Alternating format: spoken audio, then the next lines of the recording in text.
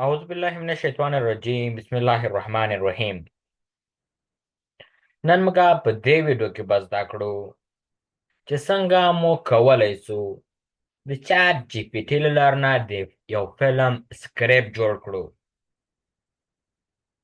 نو دغه سکریپټ او قصه چې ده لکه دغه فلم او قصه چې ده یا مووی یا سټوري دا په مابینځ کې فرق لري.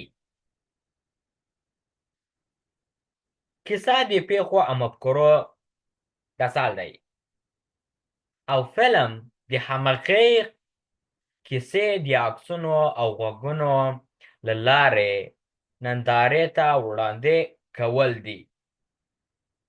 نو نن موږ په دې ویډیو کې به زده کړو چې څنګه موږ کولی شو د یو فلم سکریپټ یا د مووي سکریپټ جوړ کړو. راځه چې موږ اوس اوله یو قصه جوړه کړو. لکه دلته کې به ورته لیکو write لکه create a story about a poor kid. دا خو سوه یوه سټوري سوه.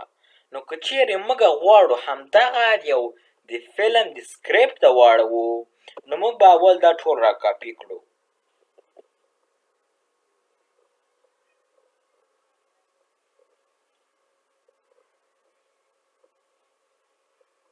نو تاسې خلاصه سوه، تاسې به راځئ دا به را کاپي کوئ. دا مو چې را کاپي کړو په دغه ځای کې به دغه پیسټ کوئ او بیا به سپیس دغه ځای کې به ورته لیکئ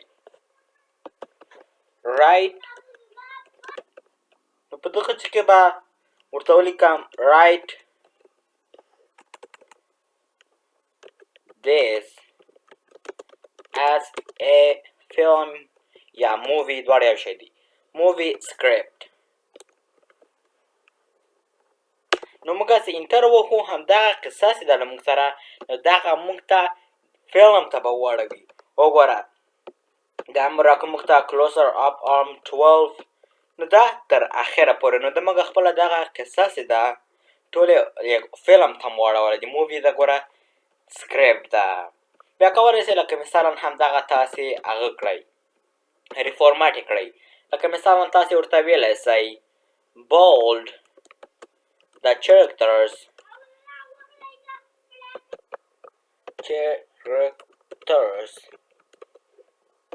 bold the characters and the headings.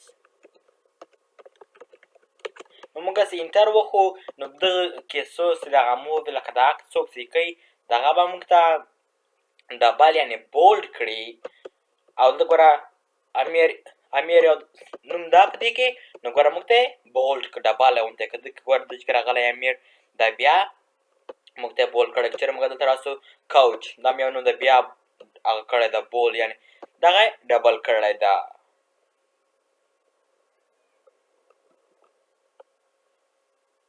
وګوره که چېرې موږ لږ هغه ځای کې موږ ورته ویلی د هیډینګس یې هم بولډ کړي. هیډینګ هم موږ ته بولډ کړه او دغه څوک چې په دغه هغه کې فلم کې څوک کارکوونکي دغه څوک پکې شامل دي نو دغه څوک چې اکټ کوي هغه یې موږ ته هم ګوره هغه کړل بولډ ډبل یې کړل. موږ دغه بیا کولی دوباره ریفورمات کړو.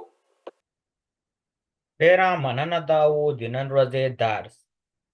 هیله کوم چې دا ویډیو به مو خوښه شوې وي او دا ویډیو له ملګرو سره مو هم شریکه کړئ تر څو هغوی هم ترنه ګټه او پیدا واخلي. او که چیرې تاسې زموږ چینل ته نوي یاست نو لایک او سبسکرایب کړئ تر څو د نورې ویډیوګانې هم درڅخه پاتې نه سي. والسلام.